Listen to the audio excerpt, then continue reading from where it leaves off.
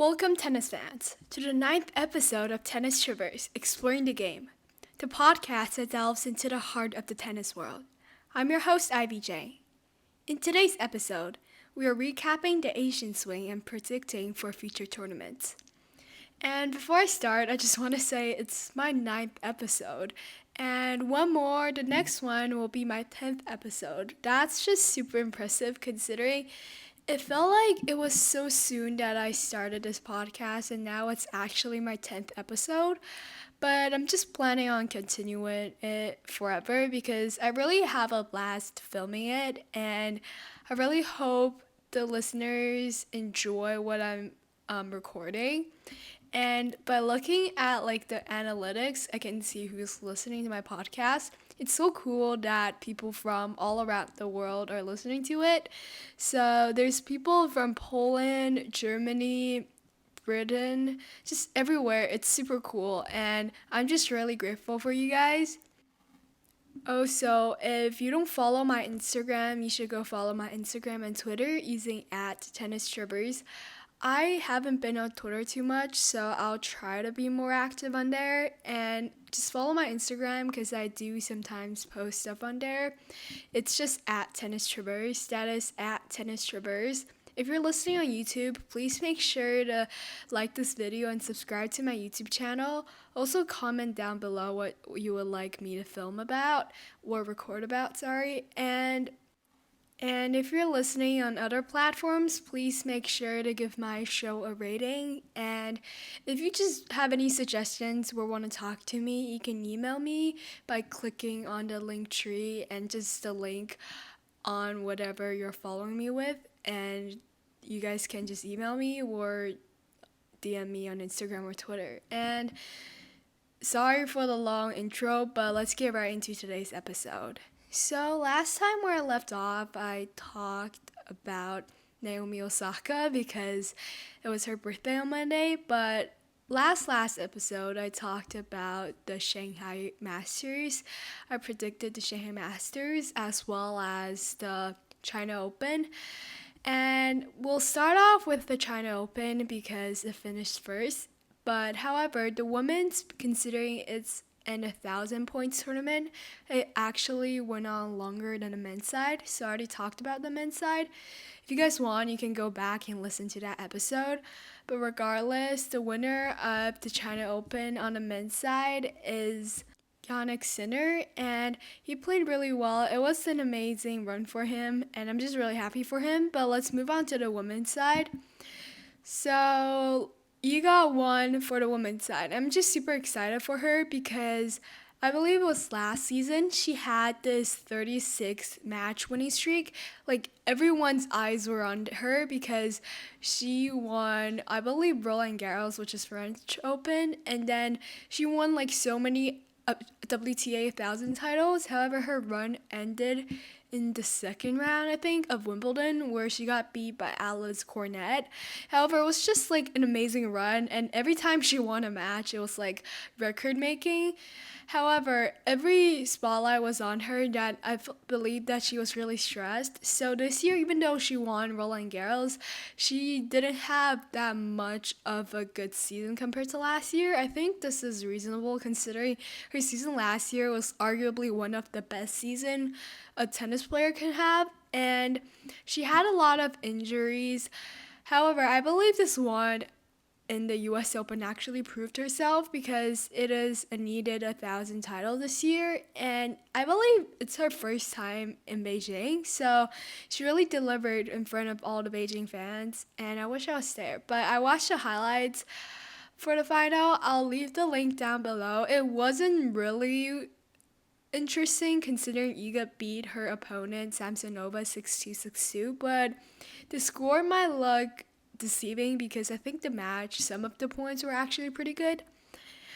And her opponent, Samsonova, isn't that well known, but she's ranked within the top 25, and she actually beat Elena Rybakina, Petra Kvitova, Ostapenko, Alicia Parks along the way, so she also played really, really good tennis.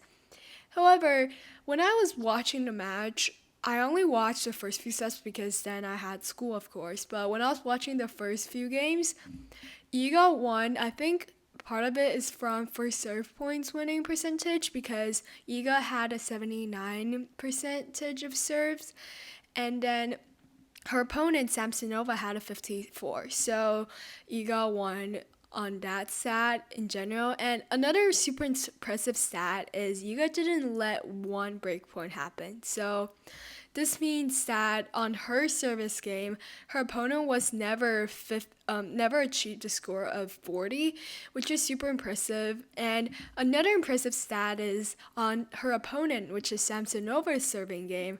Iga managed to claim all 4 break points, so she's 4 out of 4, which is 100% of breaking her opponent's service game, which in my opinion is just super impressive because we don't really see that nowadays because, of course, when it's a break point, the pressure obviously increases because if you won that break point and then you manage to hold your service game, which is something that a player can easily do, you get a major advantage. So if you're serving first and then you hold your serve, you break your opponent's serve, and then you hold your serve again, that's immediately a 3-0. However, if it's your opponent's service game, so you broke their service game and you hold, that's 2-0. So it's still a significant lead no matter who's serving first. So I'm just really proud of Iga for withstanding the pressure. Now we'll talk about the Shanghai Open. So when I was recording this, I believe 2 weeks ago, I wanted a rematch between Jannik Sinner and Carlos Alcaraz. However, both of them managed to fall short. Sinner actually lost in the round of 16 against Ben Shelton, which was an amazing match. I'll leave the highlights to it down below. And then Alcaraz lost in round of 16 against Grigor Dimitrov, which is also an amazing match. I'll also leave the highlights down below. But the final is between Andrei Rublev and Hubert Hurkacz. So Hurkacz claimed his title in Shanghai with a dramatic win of 6-3, 3-6, and then 10-8 in a tiebreak. So it's really funny because both Polish, which is Hubert Hurkacz and Iga Swiatek, managed to win their title in the Asian swing, which I find is super rewarding for their country, definitely. And Andre played really well leading up to the final, so he was literally playing super well. So he managed to beat Grigor Dimitrov in the semifinal, and then every game of his leading up to the final is all like a 2-setter for him. But let's just talk about the match first. So Hurkacz's serve was amazing. His serve was super fast. He had 21 aces, whereas Andrei Rublev had 13 aces. So that is a huge amount of easy points that one can win. However, the main thing I want to talk about is how Andrei actually won 75 total points, whereas Hubert Hurkacz only won 74. So it's not really it's not really a big deficit.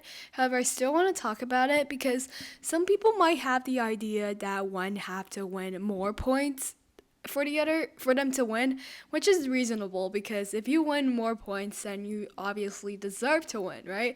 But tennis doesn't work like that because sometimes you can win points, however the opponents manage to come back, so your points winning is useless because you don't win that game. So that's how you can win more points but still lose. And this is a really important thing to talk about because there are some interesting matches that ended up with the other people who have less points winning, such as when Novak Djokovic played against Roger Federer in Wimbledon final. So Roger was actually had so much more points than Novak, but Novak managed to save 5 match points and win that match. And it was just really sad because it was basically Roger's last Grand Slam final and everyone was rooting for him, but it's just something that is worth talking about, I guess. And speaking of Roger, he showed up at Shanghai. So He was awarded the Icon Athlete Award at that event. And he also talked about his moment in 2017 where he won his first Grand Slam title at the Australian Open. And he had like this surprising performance that season, so he actually was performing super well despite his injuries. He said, I played Rafa on many occasions. I'm happy we could do it here, not just once, but 3 times. It's even more special if it's in a final. And he said, I played a fantastic tournament and a fantastic year when I came back after my knee problem. So I miss him a lot on tour, but I'm happy that he gets to rest from tennis now because he suffers a lot of injury. But let's just go back to what happened in Shanghai. So there are other more interesting matches, such as Dimitrov against Alcaraz, which I will link down below. And also there's this phenomenal match between Korda and Shelton, both Americans. So there were 2 tiebreakers. I believe one is 10-8 or 6-8, I don't remember, and the other one is 12-10. And Korda actually came out on top. And this is kind of surprising considering Ben Shelton had this amazing year this year. So I don't think he had particularly an amazing start to the year, but he finished off really strong. Well, he didn't even finish it yet, but he's just doing really well considering he went to the US Open semifinal. However, Korda is being bothered by injury, and he really didn't do that well this year despite a lot of anticipation on him because he got eliminated in round 1 of the US Open, but it's just surprising that Korda came out on top. And that's all for Shanghai. Now let's talk about Zheng Qinwen. So this is just a funny thing that happened. So Zheng Qinwen actually won the Zhengzhou title, which is another tournament in China, by beating Barbara Krejcikova. And it was really funny because after her win, she sang Chinese songs. It was like a karaoke moment. It was super funny. And I'm just happy for her because, as I said before, she was with Naomi's former, well, I don't know if it's former, but Naomi's coach, Wen Facet. And then Wen Facet went back to Naomi because obviously Naomi's not pregnant now. So basically, her coach broke whatever they had to go off with Naomi, which I find is kind of disrespectful because he broke a contract which should stand no matter what the situation is. But I'm just really happy for her because Zheng Qinwen seems to be doing better actually. And then it's the Japan Open that's basically going on right now. So the final will be between obviously Ben Shelton because he's just been doing so well, and Karatsev. I believe Ben Shelton will win. I think by the time my episode comes out, you guys don't know who will be the winner, but I think Ben Shelton will win because he's just been doing really well. And despite his young age, he's been surprisingly performing like at a steady high level, which I find is super interesting because most of young players, they sometimes just peak at like one specific tournament and then they like do not comparatively less well, and then they have like peaks. However, Ben Shelton's been like constantly on a high level, which I find is super impressive for someone his age. And obviously, as I said, I think Ben Shelton will win, and this will be a really deserving title for him because he deserves it. And then we'll do predictions, I guess. So let's talk about the women's final at Cocoon first. I think Aryna Sabalenka is going to win.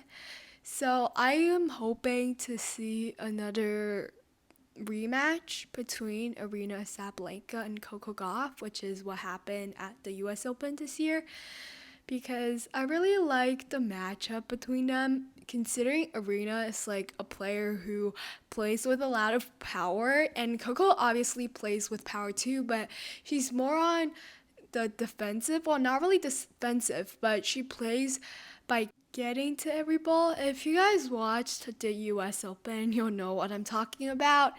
So basically, if you guys haven't, to sum it up, Aryna was just trying to hit the ball to every corner, making Coco run, and then Coco somehow got to every single ball, I find super impressive. I love Coco for it. And I just really like their matchup because I think it's a perfect matchup because when I'm playing tennis, I'm more like Arena where I want to hit the ball like to the corners. However, when I play against opponent like Coco Gauff, it makes me really frustrated, but that's like the matches I love to play the most because it's the matches that you have the most fun with. And I'm just really happy to see what this matchup will bring us. But don't ever underestimate Iga. I think she'll obviously do well as she always does. Then it's the Paris Masters. So this is basically a men-only tournament, and it happens in Paris, hence the name. But last year, Roger Rune managed to come back and beat Novak Djokovic in the final. I was watching. That was incredible. I loved that match so much. I'll leave the link, the highlight in my description. But it was really an amazing, amazing match. And I don't think Holger will go that far. I hope he proves me wrong, but this year really hasn't been the best for him. So he was working with Patrick, who was a famous tennis coach, but now they part ways. And I think Novak will win the title this time because I think he's just been in better form and he's like well rested, whereas Holger was playing like a tournament after another, but that doesn't really mean anything because Holger is obviously younger. So I don't know. I don't think Holger's gonna get to the final, but don't underestimate him. And then it's the ATP finals. I just don't think that anyone else have a chance against Novak. However, I will admit that I think the ATP is becoming more and more like WTA now because the idea of the Big Four is literally gone because Roger retired. Andy Murray is there, but I don't think he's just like with the other players. Like he isn't really posing a threat like he was to before, obviously because of his injuries. And then Rafael Nadal is also off this season because he's working on recovery for the next season, which will be his last season, probably, likely, I don't know.